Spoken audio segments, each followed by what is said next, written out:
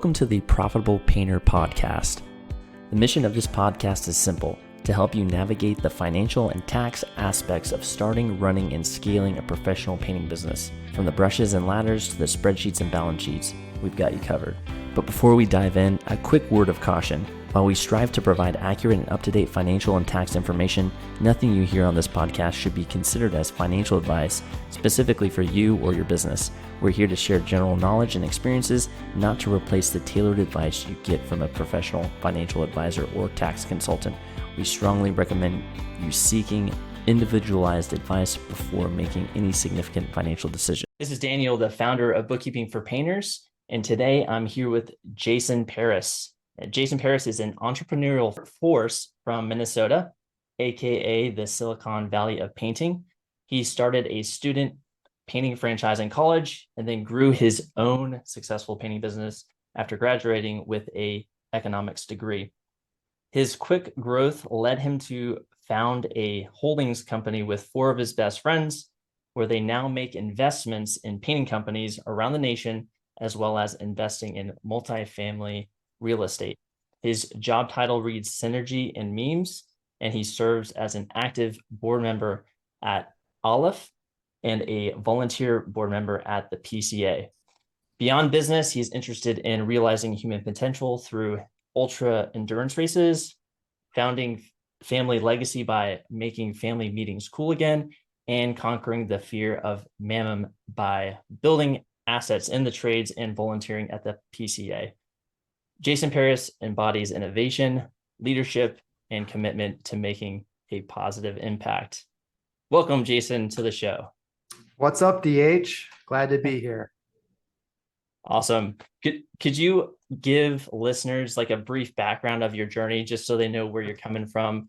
Starting your student painting franchise in college to, through founding at Aleph.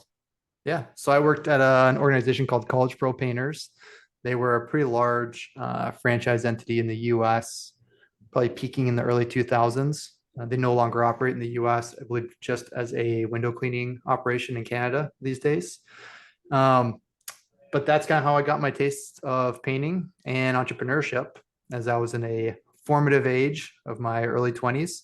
Graduated with the econ degree, went to Fortune 500 land, kind of had the classic conversation with my spouse saying, should I follow my dreams or be a cog in the wheel? And started Paris Services LLC, back is what we used to call it.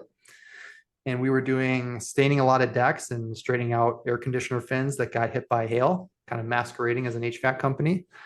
Changed it eventually to a DBA of Paris Painting, went full-time to that, printed out some business cards, printed out some contracts, started knocking on doors.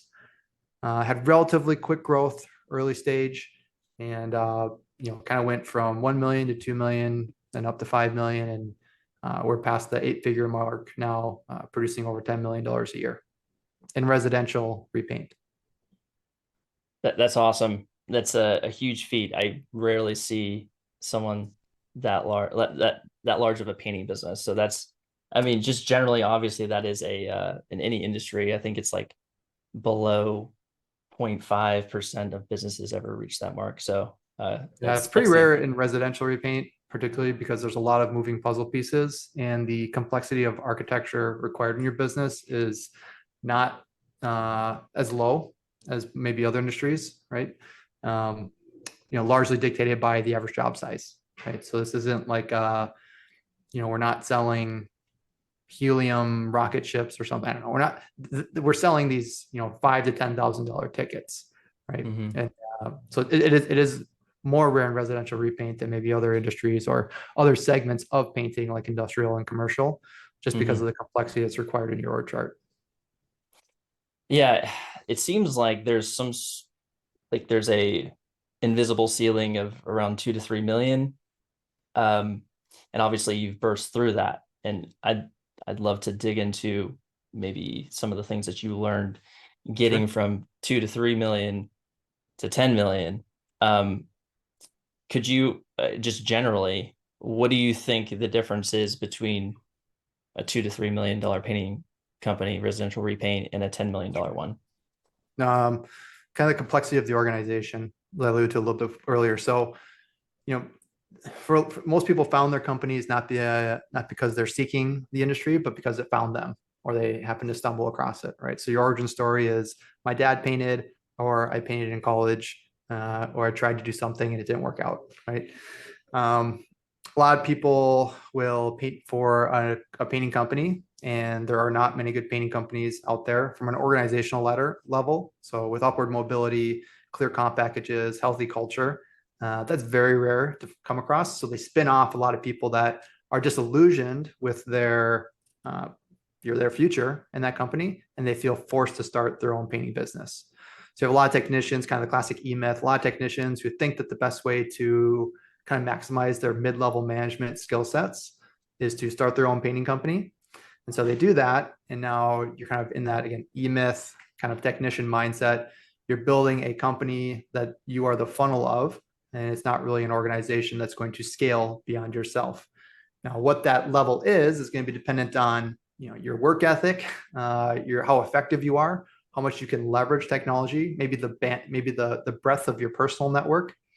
But at some point, you can no longer hire your friends and family to paint for you, to estimate jobs with you, or to do project management, right? And that's kind of where there's that death valley of between 750 to 1.5, and maybe with inflation, it's more like 1 to 1.8 these days, where you have to, for the first time, enter into these overhead allocations that are required to scale, right? So you're going to make less money until you grow through that tranche of revenue. Yeah, $2 to $3 billion mark is probably, how much can you network and stumble across things that kind of work, as opposed to building an organization that's going to scale and outlast you. Mm-hmm. So a couple of things I heard in there. So one, it sounds like the big thing is just professionalization of the business, where you're putting structure in the business. You're building it not just for yourself as a lifestyle business. It's more of like, hey, this is scaling beyond just me. I don't need to be the salesperson and CEO. I want to hire a sales team and maybe become more of a passive owner, or maybe just the CEO or something like that. And so putting in those compensation plans in place so people actually want to stay with you and grow and help you get to that 10 million mark. So professionalization, and then just probably kind of heard in there like the mindset, maybe where a lot of folks are probably coming to this from a trades background, obviously, and they were disillusioned by getting fired from another job, and they're just really trying to make a business work as a job for themselves, and so they're kind of lacking some of the key skills or beliefs or behaviors that they need to get past that $1, $2, $3 million mark. Is that kind of what you're? Yeah, and it's kind of like there's not a right or wrong there, right? Yeah. A $2 million company with a nimble overhead structure can be a very nice net. You might be making as much as a dentist, right? So there's nothing wrong with that. It's a beautiful thing that America is a land of opportunity, and entrepreneurs generally can strive and have upward mobility in societal classes and all those different things. But it's fundamentally different than how you're going to operate a company that's of larger scale. And you kind of alluded to even just how do you hire people, right? Are you going to train them through osmosis, or do they have a job description with competency models, right? That's it's hard when you look at a residential painting company. When you say I'm going to build a company, you're really building people. Mm-hmm. And there are other elements, like you need a building and maybe some vehicles and equipment, but by and large, what does it mean to build a business? You are building people.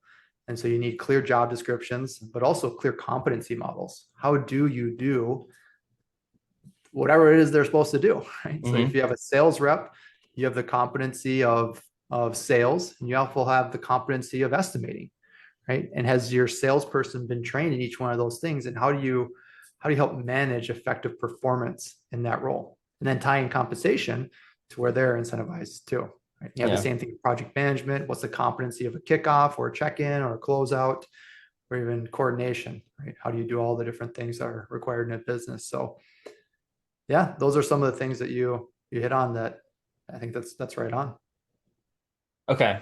So it sounds like, just to try to dial it in and get, if we're looking at a painting business that's at 2 to 3 million and they're having trouble getting to 10 million, it might the most it might be because they don't have that people structure built in, where they have those job descriptions. They don't have an org chart that they can kind of visualize, hey, this is what it's going to look like, and let's, as we increase ourselves, these are the positions that we need to fill, and this is how they're going to be compensated.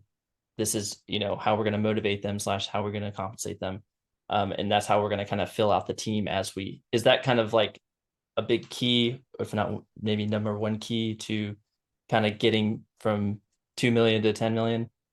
As you said, yeah, you need the vision first of all, right? So being able to visualize that org chart, just having, they say action without vision is a nightmare, right? But vision without action is a daydream. So it also takes a lot of work. And if you could just hire people and say, here's a job description, here's the competency models, here's a pay structure. First of all, that's a great start. That's miles out of where most painting companies are. But if you had those things, you can just hire people and they would do the work by giving them money. A lot more people would be entrepreneurs. Right? That is about as fun as it's going to get, is when you're on the whiteboard, you've built out the org chart, you say, here's the things, we're going to hire people and they're going to do the work and it's going to be great. Right? The reality is it requires a lot of leadership and it requires a lot of management. And I don't know about you, but I am not like an autonomously performing individual. I'm a pretty independent guy, entrepreneurial driven, but it still required either self-directed internal or self-directed external guardrails to do the things that I'm supposed to do or that I even want to do. And so this idea that you can just hire people and they'll do everything and your business will just hum along, that is not reality. I have not seen that play out, but the vision is where it all starts. And then don't discount the amount of leadership to drive the culture, as well as the amount of management to drive performance that will be required as you scale. Mm-hmm. Yeah. Have you what when you're talking, I was just thinking about the book Traction. Are you familiar? Gino Wickman, familiar with that Yes. one? Yep. That's that kind of came to mind. You got to have all those components. You got to have the vision, you got to have the data, you got to have the people, Yeah. all those components to really make the whole thing work. Did you use something like that or some sort of framework to kind of help you get to the 10 million mark? Yeah, we're a traction organization, so we run the L10s and the quarterly kickoffs and whatever all the other acronyms are, right? The Yeah, IDSs and all those right. good things. So we don't run it to a T. I'm sure we've modified a handful of things, but traction would be a framework that works. And there's Rockefeller habits and all these other different frameworks that you can use. And it's kind of like software to run your company on. The best one is the one that you engage in fully. Mm-hmm. And it's an operating system that has worked well for us. Yeah. And what attracted you to that one specifically? Because there are others out there. The vision. I mean the VTO, right? Starting with vision, having a clear path to what we want to do as a company. And then I guess as we've grown, I've gained an appreciation for the quarterly kickoffs and the L10 meetings. I would say the VTO is what initially attracted me to it. Mm-hmm. That structure of visualizing the future of the company. Right. And did you, and in the for the listeners, there's the visionary and then the integrator, Yeah. where the visionary is kind of the big picture person who is, hey, this is where I want to go. This is where I want to be 10 years from now, 5 years from now, 3 years from now, or whatever. And then the integrator is the person who basically takes that vision and tries to operationalize it into reality.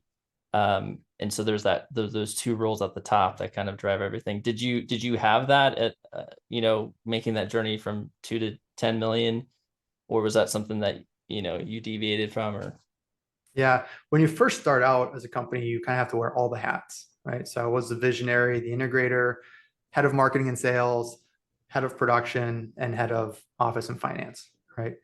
And then the first like strong recruit I brought on was to try and headhunt and find a CEO.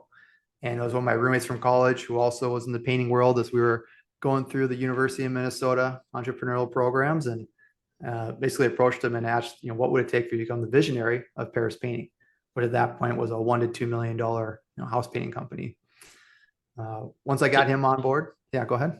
Oh, sorry. I was just say, so you wanted to make him the visionary, and so Yeah, because I wouldn't, jumped if I were to guess. I was like, oh, he probably was looking for an integrator, but you actually yeah. for the I think visionary. most Okay. entrepreneurs view themselves as visionaries. Hmm. Visionaries are pretty rare, and I think I'm an okay visionary. I just had lived with in college. He was one of my roommates. He is a world-class visionary, and so I kind of said, well, like comparatively, I can be a visionary, but he is, without a doubt, a world-class visionary. This is like a common theme that's been within the growth of Paris Painting.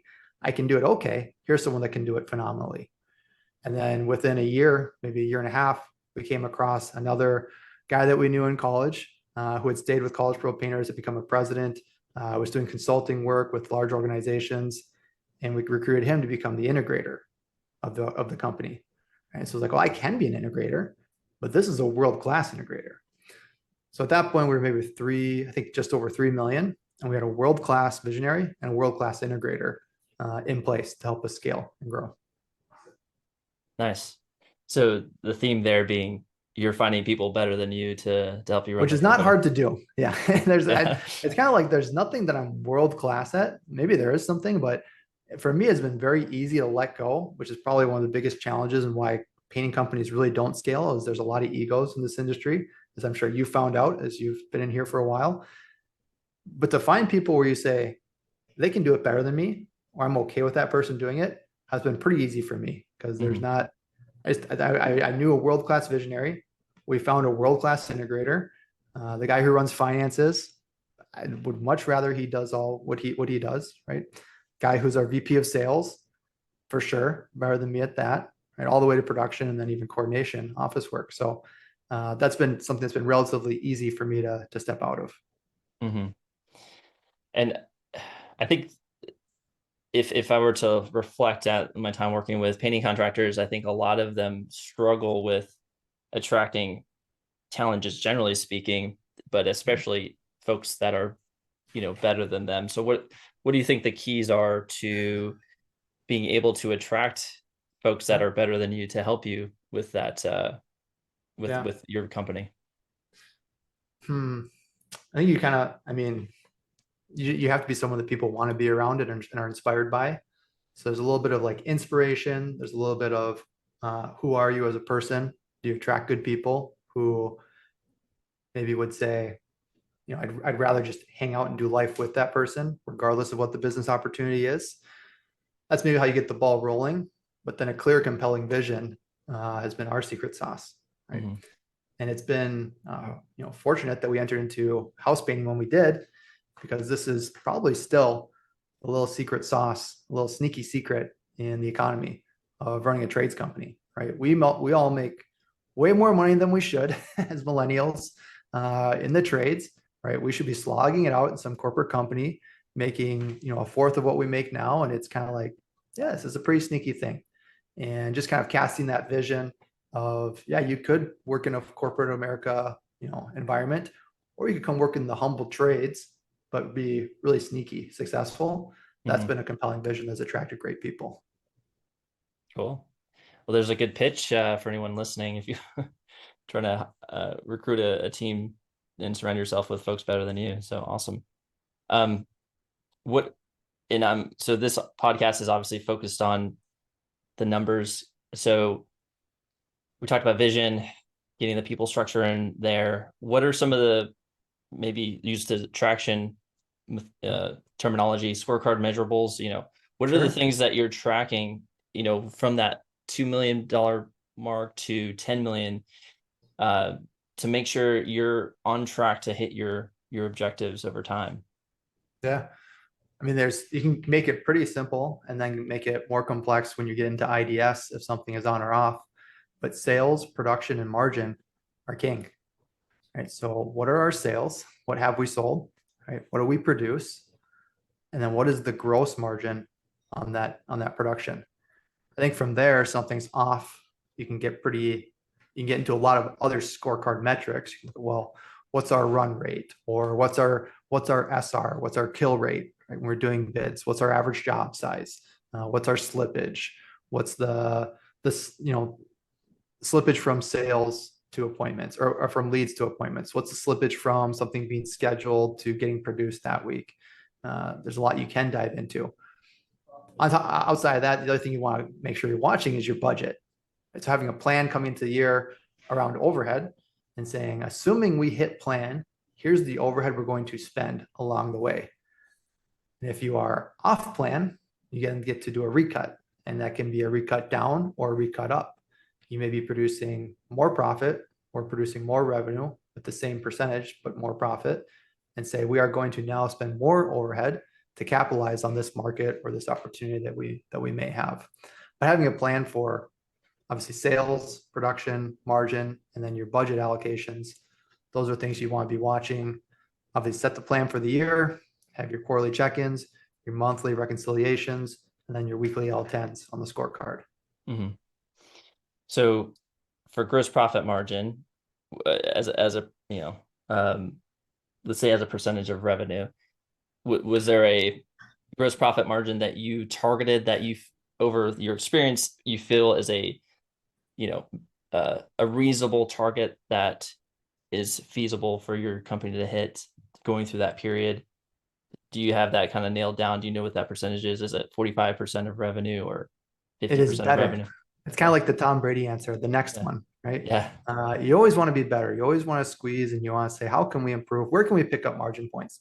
Now, I'll just say, fortunately, from where Paris Painting started, that was a pretty easy proposition, because we were maybe like a 35% gross margin when we were scaling past, the $1-2 million. So there's plenty of points to pick up.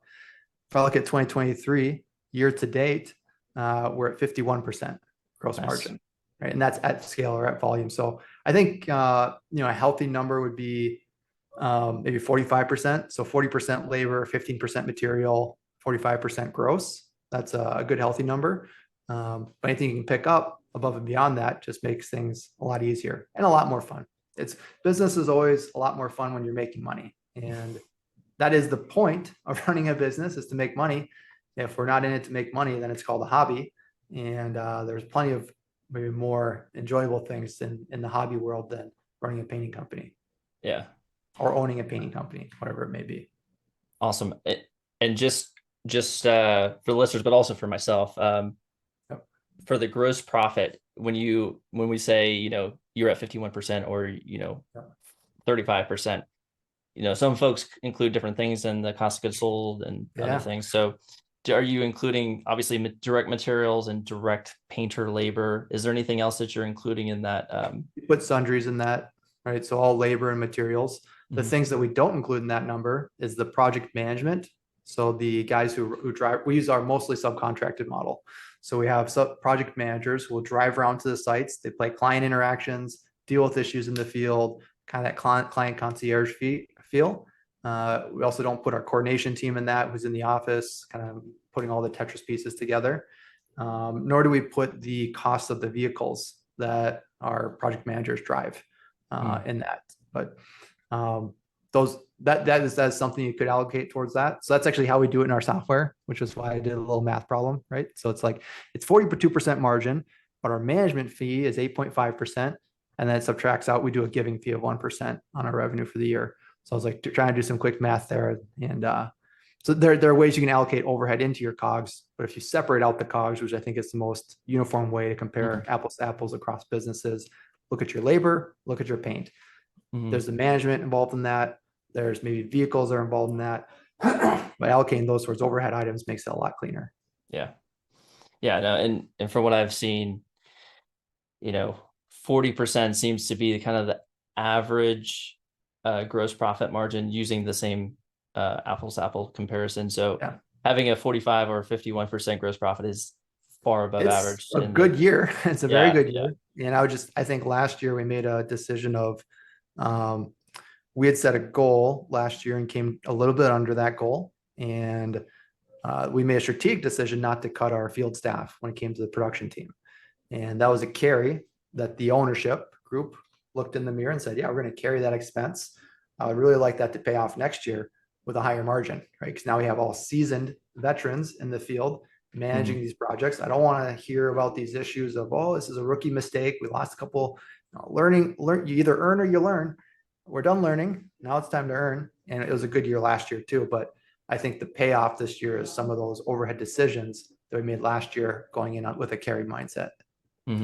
No, that's a good point. Make your money when when you have a good season, during the summer for most painting businesses, have that extra thick margin so that maybe don't just shoot for average, don't just shoot for 40%, shoot for well above, so that when the slow season hits, it's not going to kill you. So that makes a lot of sense.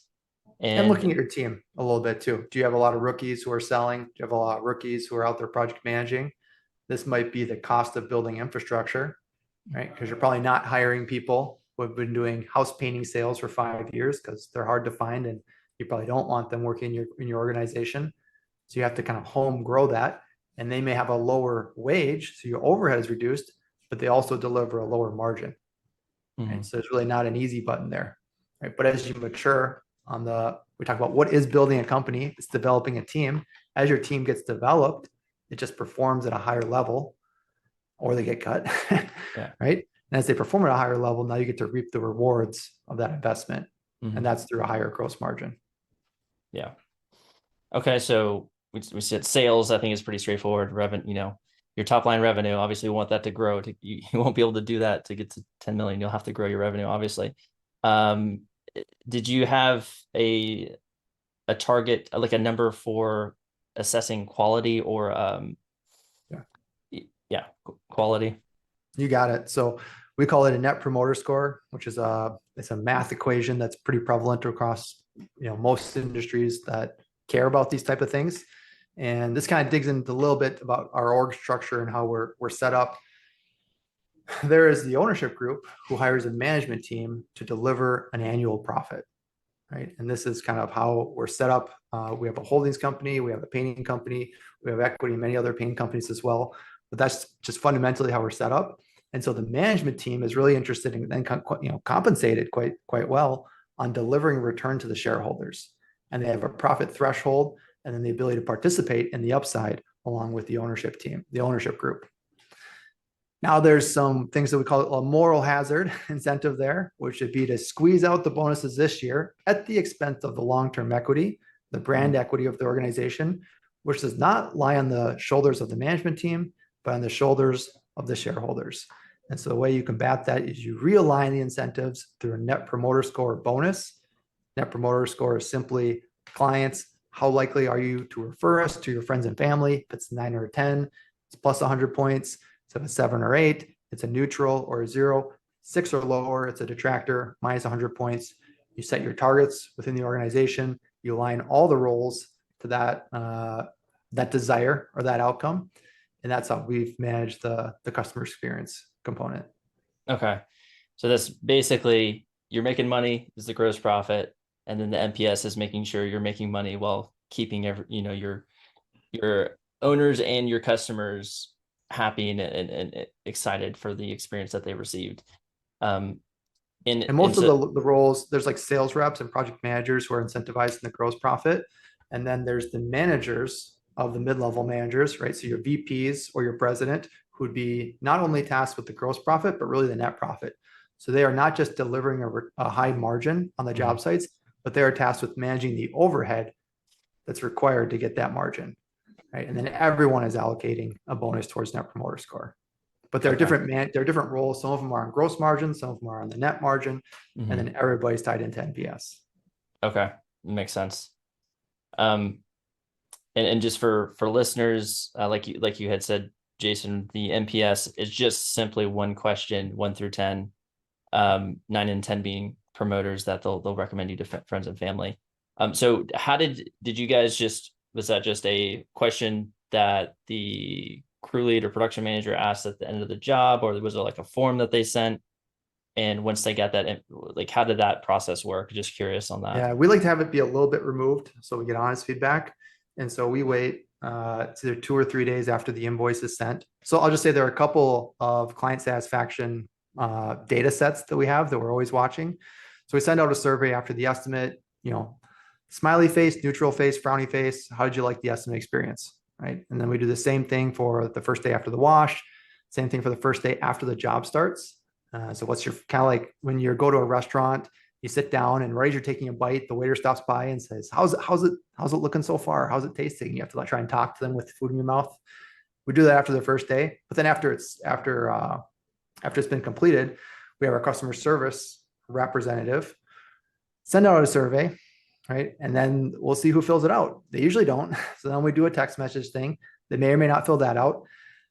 One of the core components of the bonus is it requires coverage, right? So if you did 100 jobs and you got 10 surveys back and they're all 10s, no one's getting a bonus. You're like, wow, that's great. They're all 10s. Yeah, you have 10% coverage. That's not a real number, right? So you need at least, I don't know what it is now, it's 60 or 70% coverage for it to be a real number. So a lot of times there's no secret sauce to it. It's picking up the phone, sending text message, sending emails until you get to the coverage mark. Yeah. But we try and have that separated out a little bit. The customer service representative that we have, they are not a profit generator. They're an equity protector. Right? They're more for the ownership group than the management group. And so they oftentimes come almost with like a combative ethos against the project managers and the sales reps incentives, because they have the authority to do whatever is required to make sure we have a happy client. That may require a discount. That may require sending a crew back or doing more work or something like that. Like I said, the project managers and the sales reps are incentivized on the gross margin. The management team executives are incentivized by the net profit, which is affected by the gross margin. So they're almost working against the management team, but for the benefit of the ownership group. And we like to have it separated out that way so it's a real number and we have full transparency and control. Yeah, that's a cool way to think about it. You have people assigned to all the different, basically the measurables to make sure that thing happens, and they're responsible for making that thing happen. My gross profit margin, somebody's responsible. My net profit, that somebody's responsible, or a couple people. And then NPS, you have somebody's that's dedicated to getting that. So I'd imagine scaling to 10 million, you're obviously not gonna be able to do it by yourself. You gotta delegate responsibility down and get your team to take ownership of those numbers, it sounds like. Okay, cool. So shifting gears a little bit, could you explain to the audience about Aleph, what it is, what makes it unique in the painting industry? Sure. So Aleph Holdings is a holdings company. What makes it unique is we are a partnership group.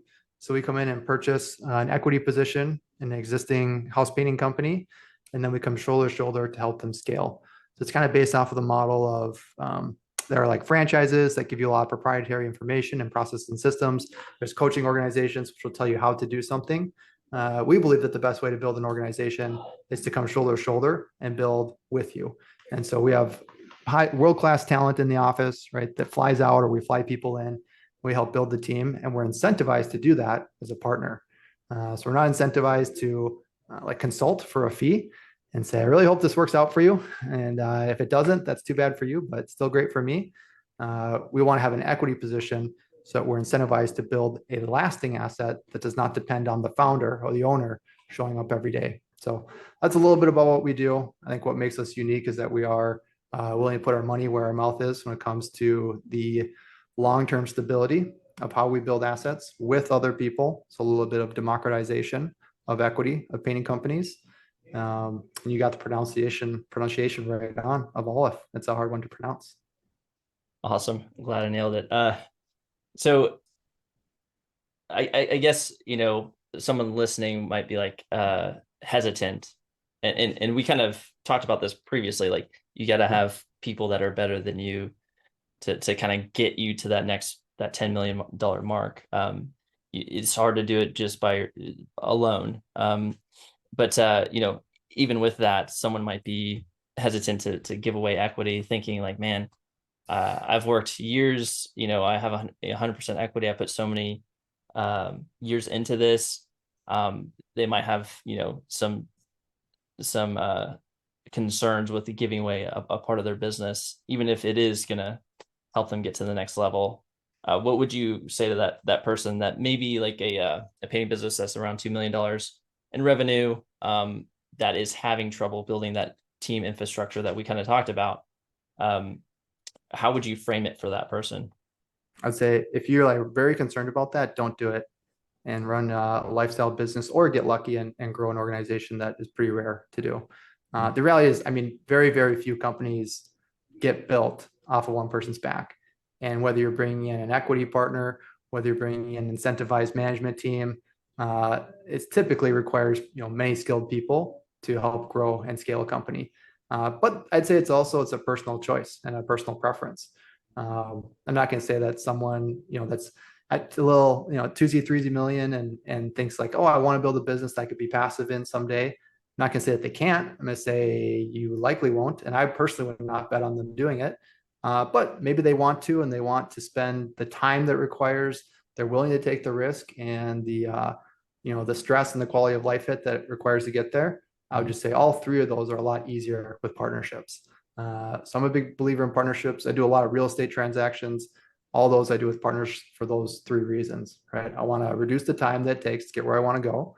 I want to increase the likelihood that's going to work. And I want to improve my quality of life along the way. But those are personal preferences, and not everyone's built that way. Mm-hmm.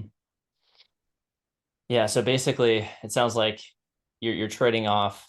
You might maybe super maybe be able to get it to 10 million on your own, but it's going to be a lot of learning, a lot more time, where you can kind of accelerate that process by getting folks that kind of done it before, know what you're trying to accomplish, and are on the same page. They might be able to accelerate that a lot more for you to help you get there. The trade-off being that you're sacrificing a part of the pie, but the you were idea, likely never going to have in the first place. That's like the funny part. I'm going to give up 40% of my equity. First of all, no one's giving anything away. You got to purchase it at the market rate. But it's like, well, if we get to $10 million, then I only have 60% equity, whatever it may be. Like, you are not going to build a $10 million company. What your likely career path is you're going to get burnt out in 10 years. You're going to try and level up to the next thing. You're going to get your head smacked against the wall, and you're going to decide, ouch, that hurt. I don't want to do that again. I like where I'm at. It's comfortable. And you either coast on that lifestyle business and then sell your equipment, or find a sucker to come buy it. And then they're going to buy a job, but realize that they can't do what you did. It's going to crash and burn. So hopefully you got your money up front. Those are like the typical ways that these things sunset, right? The alternative path is, can you build something that is going to outlast you, where if you want, you could choose to be a shareholder and not the driver of this organization. And that just requires a lot of complexity that you don't see in this industry. Mm-hmm. Yeah.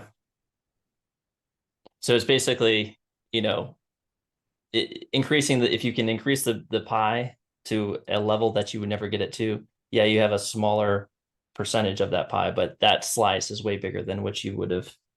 That's the fundamental concept of partnerships, right? Is you would want to partner for a benefit. And there are a couple benefits. There's collapsing time, there's increasing the profitability, and then improving your quality of life, right? If you don't achieve those things, I would not encourage you to partner with anyone, right? Whether it's a key person in your organization, whether it's a holding company, whether it's a painting company down the street. Those are like the three metrics you should be looking for when we start thinking about these strategic partnerships. Yeah. But I would just say it's very, very rare in painting for any partnerships to exist, right? Because painting is the Wild West. There's a lot of egos involved, and it's pretty rare that we partner with a company, right? We have 14 companies we're partnering with right now. We say no to more than we say yes to, right? Even after we go through the due diligence, and by the time we end up meeting them, there's usually some kind of I don't really want to yoke up with that person for a couple decades. So it's just a rare thing. It's a rare thing in the painting industry to attract the type of business-minded people to where this is not a major hurdle. I say most people who are business-minded, this makes a lot of sense. But the ego-driven individual, this is a pretty hard pill to swallow, right? It's a pretty big hurdle mentally to get over. And that's the state of our industry. This industry is not populated by business owners, it's populated by painters, right? And Mm-hmm. hopefully, I don't think it'll stay that way forever. I think if we prove out the model of there is equity to be built and democratized in these painting companies, that will attract top level business talent. But right now, this industry does not attract top level business talent.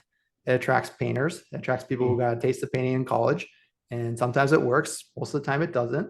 And that's kind of where the metrics, anecdotally, that's where it is. But that's also where the metrics would show you, the numbers would show you where we're at. Yeah. And that kind of goes back to what you were saying before, attracting talent early on.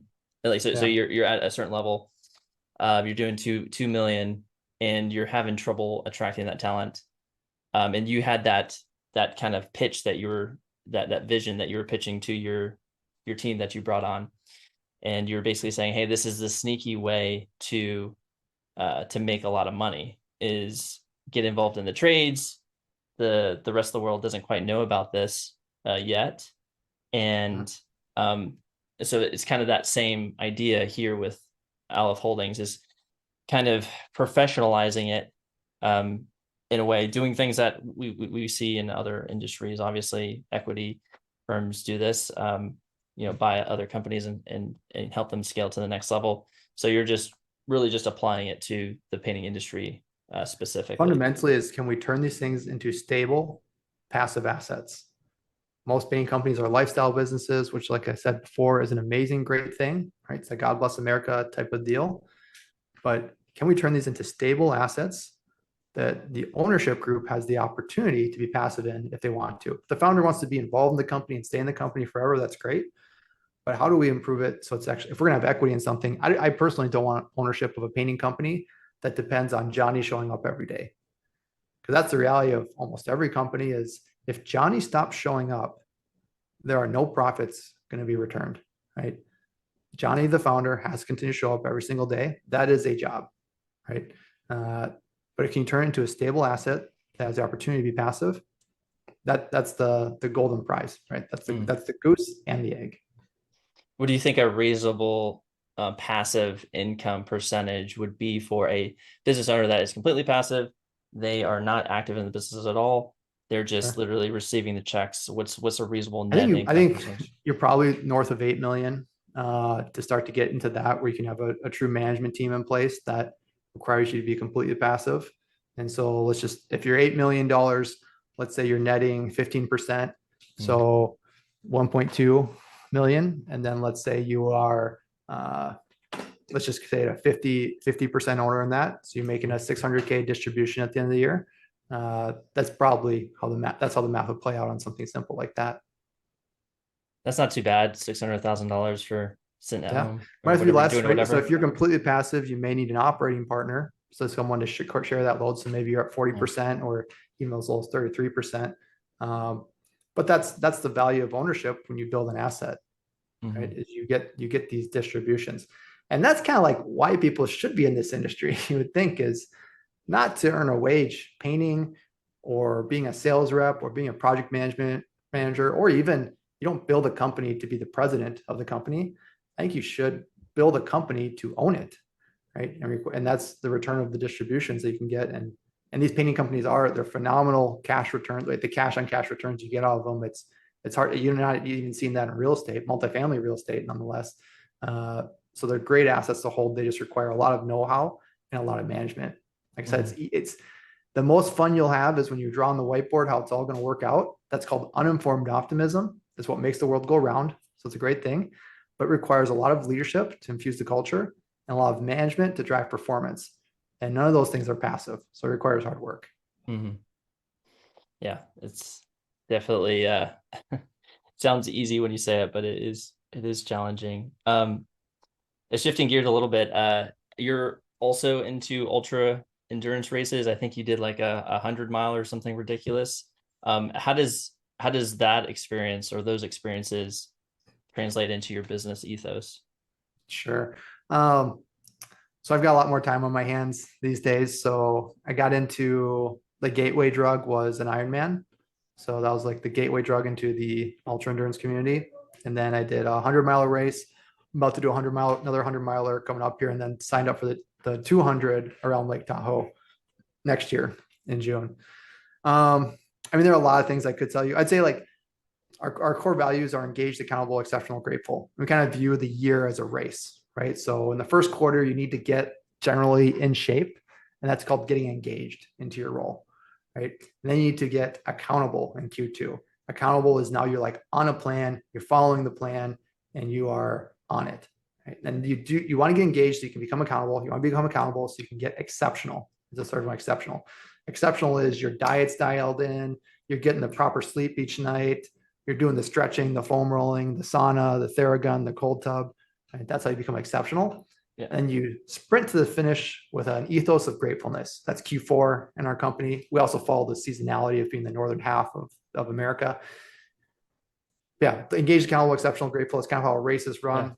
Yeah. Man, there's a lot of things I could talk about with endurance sports that I would love to say that they translate to the painting company, but I'd be making a lot of it up, and it would sound cool, but I don't know if it fully follows through. Well, that was a good tie-in, because those are your core values, right? Engaged, accountable, accept. From the Traction VTO. Yeah. Yeah. Okay. And that's nice how you tied that into your preparation for ultra endurance races.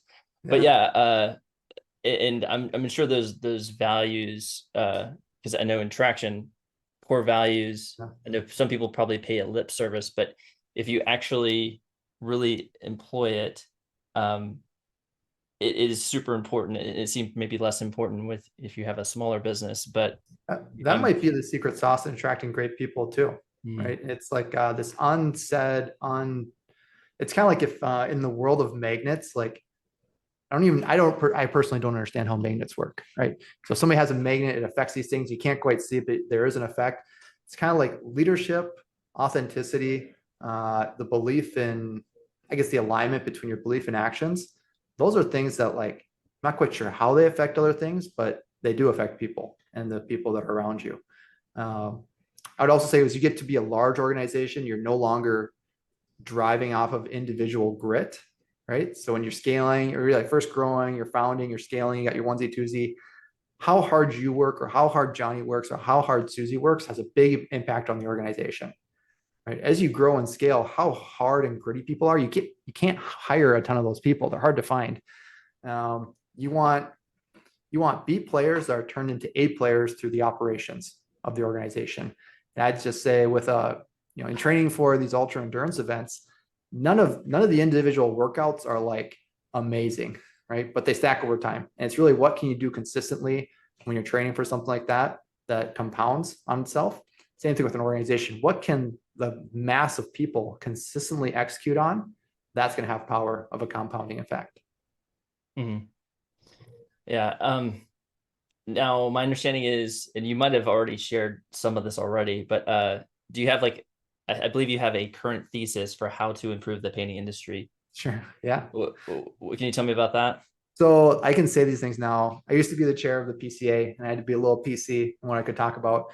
But I think so. I think it's both. I'm going to say something controversial. I'll say it's both. There's this idea that we can improve the business professionalism of the current cohort that are running painting companies. And I think that is not the solution. I think that is part of a solution, potentially, this idea that we can take these people who run painting companies today and improve their professionality and give them the tools and show them how to job cost and how to estimate properly, maybe competency models and compensation models. And that will raise the tide a little bit. I think the true way that this industry professionalizes is by attracting top level business talent into an industry that typically doesn't attract it. I think the way that you do that is prove out the harvesting of equity that you can build in these companies. And the way that I'll kind of dovetail this with an example would be farming used to be sweat, grit, hard work. Millennials today would never want to farm like we did back in the day, right? That sounds the worst. But eventually farming professionalized and it started to grow, and people found out that you can get great returns on capital and make these investments in farming. And now it's not a mom and pop organization anymore. It's mostly driven by the insurance industry and machinery and all these different things. Same thing with breweries, right? Breweries, who start breweries? People that like to drink, right? Who starts painting companies? People that like to paint. Mm-hmm. Now the people that start breweries are MBA students, right? Mm-hmm. People who graduate with MBA degrees. The reason is that it has been proven out that you can harvest the equity in breweries by these acquisitions by Budweiser and Coors or whatever these organizations are. I don't know the true company holdings names. Once you start to prove out that model where you can democratize and harvest the equity in an entity, that attracts the top level talent of this nation, we would call it. And right now, it's the top level talent does not want to run a painting company. It looks like terrible. There's not many good role models in it. The odds are stacked against you. It's hard work. The clients are mean. The crews are mean. There's not much profitability. You're locked into a job for a long time.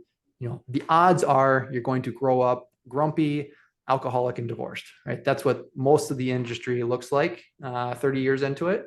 That's not very inspiring when you're trying to attract business talent into the industry. So my ethos is you prove out the model. It's part of what we're trying to push with All Holdings, of scaling these businesses into something that's stable, that is passive, where the equity can be harvested. We prefer the holdings route. That's why we call it All Holdings, not All Flippings, because they're great assets. But once you start to prove that out, I think it attracts talent. But I'll extend an olive branch and say it's probably a little bit of both. Yeah. Keep coaching who run their own painting business. But also, I think it's important that we work hard to attract top level talent. Yeah, I think that makes sense. If there's profit to be had, it's going to attract more people, and they're going to be more talented. So it makes sense to me. And the more prevalent the experience of a professionalized business is, the more the consumers will begin to kind of observe that gap and request and demand it, which will increase prices. And there are some challenges that we have in painting. I'll just speak to, this is what we saw in plumbing, HVAC, electric, which is the reason that those are professionalized so well is because consumers are driving that request. And why are consumers driving that request? Because there's a real tangible gap between a chuck and a truck and an organization. Right? And those licensed trades are incredibly important when it comes to the emergency, the urgency, right? So if you have a plumbing issue, that is a high, very sensitive timeline, right? You don't want a chuck and a truck who's not answering their phone. You want an organization where Susie always answers the phone. Right? You want to be able to schedule this now, and you're going to pay $100, $250 an hour for that service.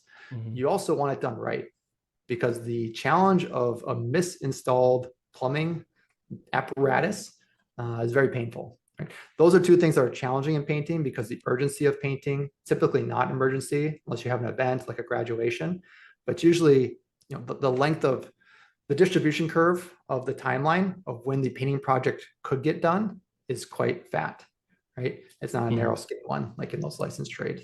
And then the cost of installation, there's a cost to it, but it's not like plumbing or electric. And so those are the challenges we face as an industry, and having consumers drive that professionalization. But there's still a general observable gap. And the more that becomes visible, the more people, it's a one way to create demand is to show the end product.